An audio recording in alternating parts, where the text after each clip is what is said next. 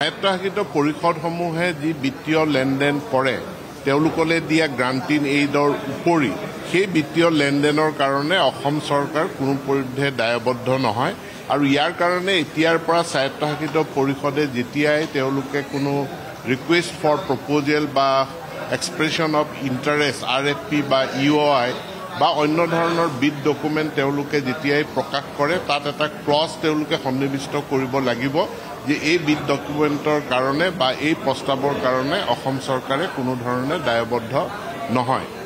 ইয়াৰ উপৰঞ্চি আজি অসমৰ স্বায়ত্তশাসিত জিলা স্বায়ত্তশাসিত পৰিষদ কাৰ্বি আংলং আৰু ডিমা হাছাওৰ বাহিৰত কামৰূপ মেট্ৰ' নগাঁও মৰিগাঁও বিশ্বনাথ চাৰিআলি আদি জিলাত বসবাস কৰা কাৰ্বিসকলৰ কাৰণে এখন কাৰ্বি ৱেলফেয়াৰ অট'নমাছ কাউন্সিল গঠন কৰাৰ বিল এখন উত্থাপিত হয়। এইটো তেওঁলোকৰ এটা দীৰ্ঘদিনীয়া দাবী আছিল। এতেকে স্বায়ত্তশাসিত পৰিষদৰ বাহিৰতো তেওঁলোকে নিজৰ উন্নয়নৰ কাৰণে এক বিশেষ ব্যৱস্থা লাভ কৰিব। তাৰ উপৰি আমাৰ বহু আকাংক্ষিত প্ৰভিন্সিয়েলাইজেশ্যনৰ যি সংশোধনী বিল সেই সংশোধনী বিল আজি বিধানসভাত মই উত্থাপন কৰোঁ আৰু এই বিলৰ জৰিয়তে আইনখনৰ যিটো মূল আধাৰ যে শিক্ষানুষ্ঠানটো 1/1/2006 পূৰ্বে প্ৰতিষ্ঠিত হ'ব লাগিব তেনেকুৱা বিদ্যালয়ৰ ক্ষেত্ৰত প্ৰভিন্সিয়েলাইজেশ্যনৰ কাৰণে বহুখিনি শিথিলতা অনা হৈছে।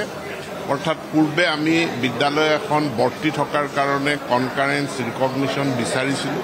এতিয়া কনকাৰেঞ্চ ৰিকগনিশ্যনৰ উপৰি তেওঁলোকৰ যদি NOCও আছে পাৰ্মিশ্যন যদি আছে এফিলিয়েশ্যন আছে তাৰ ভিত্তিতো আমি এই বিদ্যালয়সমূহৰ পৰা তাত কৰ্মৰত শিক্ষক শিক্ষয়িত্ৰী তেওঁলোকৰ প্ৰভিন্সিয়েলাইজেশ্যন আমি কৰিব পাৰিম। আৰু কিছু শিথিলতা আছে যিখিনি বিধানসভাত উত্থাপন হওঁতে যেতিয়া বিতং আলোচনা হ'ব সকলোখিনি পোহৰলৈ আহিব।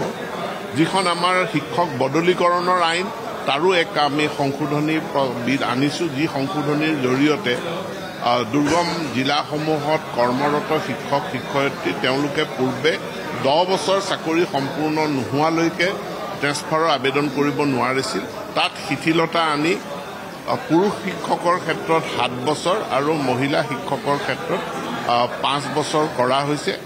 তাৰোপৰি প্ৰস্তাৱ কৰা আৰু এখন বিল যিখন প্ৰভিন্সিয়েলাইজেশ্যনৰ নন টিচিং ষ্টাফ সেই নন টিচিং ষ্টাফৰ তেওঁলোকৰ যিটো ফিক্স পে সেই ফিক্স পে প্ৰতি বছৰে 6% বৃদ্ধি কৰাৰ প্ৰস্তাৱ কৰা হৈছে।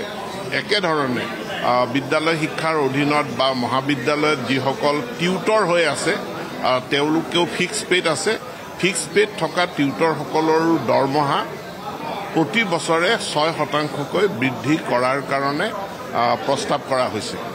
আন এখন বিল যে নন গভৰ্ণমেণ্ট এডুকেশ্যনেল ইনষ্টিটিউশ্যন ফি ৰেগুলেশ্যন বিল ইয়াত আমাৰ যিসমূহ প্ৰাইভেট স্কুলবিলাকৰ গ্ৰাম্যাঞ্চলত বা পঞ্চায়ত এৰিয়াত যিবিলাক বিদ্যালয় থাকে ব্যক্তিগত খণ্ডৰ সেই বিদ্যালয়সমূহত ছাত্ৰ ছাত্ৰীৰ মাচুল ফি 25% কমাই দিয়াৰ কাৰণে ৰেহাই দিয়াৰ কাৰণে এটা প্ৰস্তাৱ কৰা হৈছে। ধন্যবাদ।